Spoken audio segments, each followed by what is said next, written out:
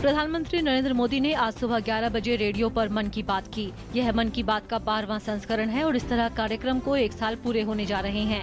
अब तक के सफर में प्रधानमंत्री ने कई अहम विषयों पर मन की बात को देशवासियों के साथ साझा किया है, फिर चाहे वो काला धन का विषय हो या फिर स्वच्छ भारत का, किसानों की समस्याओं से लेकर छात्रों में परीक्षा को लेकर टेंशन की बात। हर विषय पर प्रधानमंत्री ने बड़े ही बेबाकी के साथ अपने मन की बात जनता के सामने रखी है।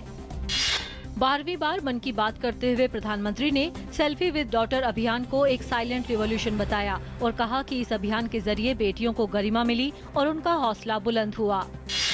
वित्त मंत्री अरुण जेटली ने शनिवार को सिंगापुर के उप प्रधानमंत्री और वित्त मंत्री थरमान षणमुगरत्नम से मुलाकात की। दोनों नेताओं के बीच विदेशी निवेश के लिए कराधान से संबंधित मुद्दों और निवेश को आकर्षित करने के लिए भारत द्वारा उठाए जा रहे विस्तृत कदमों पर चर्चा हुई। गृह मंत्री राजनाथ सिंह कल पाकिस्तान और चीन की सीमा से लगने वाले अग्रिम इलाकों के 3 दिवसीय दौरे पर जाएंगे। जम्मू कश्मीर के अग्रिम इलाकों के दौरे में राजनाथ सांबा में भारत तिब्बत सीमा पुलिस के एक शिविर में नए ऑफिसर्स मेस का उद्घाटन करेंगे। 1965 के युद्ध पर आधारित शौर्यांजलि प्रदर्शनी की अवधि 2 दिन के लिए बढ़ाकर 22 सितंबर तक कर दी गई है। युद्ध के 50 साल पूरा होने के उपलक्ष्य में इसकी याद में आयोजित प्रदर्शनी शौर्यांजलि में कब्जा किए गए पाकिस्तानी टैंकों और अन्य यादगार वस्तुओं का प्रदर्शन किया गया है।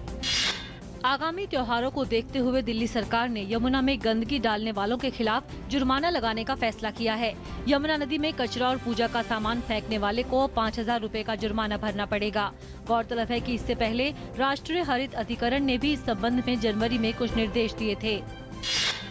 दिल्ली में डेंगू से 5 और लोगों की मौत होने से मरने वालों की संख्या 21 हो गई है। डेंगू के बढ़ते मरीजों के कारण राजधानी में स्वास्थ्य सुविधाओं पर दबाव बढ़ रहा है। इस बीच दिल्ली सरकार ने 48 निजी अस्पतालों में 800 और बिस्तरों की व्यवस्था करने की मंजूरी दी है। दिल्ली के स्वास्थ्य मंत्री सत्येंद्र जैन ने कहा है कि उन्होंने 50 सरकारी अस्पतालों को सोमवार से बुखार और डेंगू क्लिनिक में बदलने के निर्देश दिए हैं। मध्य प्रदेश में पर्यटकों को आकर्षित करने के लिए 3 टाइगर रिजर्व में टाइगर सफारी शुरू होगी।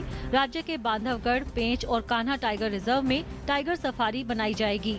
2014 की बाघ जनसंख्या पर सरकार के मुताबिक मध्य प्रदेश में 308 बाघ हैं। ओडिशा के सुंदरगढ़ जिले के बराई क्षेत्र में एक सड़क दुर्घटना में 9 कबड्डी खिलाड़ियों की मौत हो गई, जबकि 5 अन्य घायल हो गए। ये हादसा शनिवार रात तब हुआ जब ये सभी खिलाड़ी एक मिनी ट्रक में सवार होकर कहीं जा रहे थे। तभी ट्रक संतुलन बिगड़ने से एक पुल के नीचे जा गिरा। पड़ोसी देश नेपाल का नया संविधान आज से लागू हो रहा है। यह नया संविधान अंतरिम संविधान 2007 की जगह लेगा। नेपाल में संविधान से संबंधित चल रहे घटनाक्रम पर नजर गड़ाए हुए भारत ने नेपाल के संविधान निर्माण का पूरी तरह समर्थन किया है। ग्रीस में आर्थिक सुधारों के लिए कराए जा रहे चुनाव रोचक दौर में पहुंच गए हैं। पूर्व प्रधानमंत्री एलेक्स सिप्रास ने कंजर्वेटिव पार्टी से इस दौड़ में मामूली बढ़त हासिल कर ली है। अगस्त में सिरिजा पार्टी की ओर संसद में बहुमत खोने के बाद पिछले 6 साल में ये 5वें चुनाव कराए गए हैं। मिस्र में नई सरकार गठित हो गई है। राष्ट्रपति ने नई सरकार को शपथ दिलाई। पिछली कैबिनेट ने भ्रष्टाचार के एक कांड के बाद 1 हफ्ता पहले इस्तीफा दे दिया था। पिछली सरकार में पेट्रोलियम एवं खनिज संसाधन मंत्री रहे शेरिफ इस्माइल ने नए प्रधानमंत्री के तौर पर शपथ ली। 33 सदस्यीय कैबिनेट में 3 महिलाएं और 16 नए सदस्य हैं। सऊदी अरब के नेतृत्व में यमन की राजधानी सना में किए हवाई हमलों में 30 लोगों की मौत हो गई। सना में सैन्य ठिकानों और उसके आसपास के इलाकों को निशाना बनाकर किए गए हमलों में कम से कम 72 मिसाइलें दागी गई। दक्षिण अफ्रीका के खिलाफ 3 T20 और 5 वनडे मैच की सीरीज के लिए भारतीय क्रिकेट टीम का चयन आज बेंगलुरु में होगा। इस चयन में जहां कप्तानी के मोर्चे पर सस्पेंस होगा, वहीं ये देखना भी दिलचस्प होगा कि किन युवा चेहरों को इस बार दल में शामिल किया जाता है। रेलवे की टिंटू लूका ने 55वीं नेशनल एथलेटिक्स ओपन चैंपियनशिप का अंत शानदार अंदाज में किया। टिंटू ने प्रतियोगिता के आखिरी दिन अपनी पसंदीदा 800 मीटर दौड़ में नए रिकॉर्ड के साथ जीत दर्ज की। टिंटू 2 मिनट का बैरियर तोड़ने के काफी करीब थी। उन्होंने 2 मिनट 0.56 सेकंड का समय निकालते हुए ये रेस जीती। ये देश में सर्वश्रेष्ठ प्रयास है।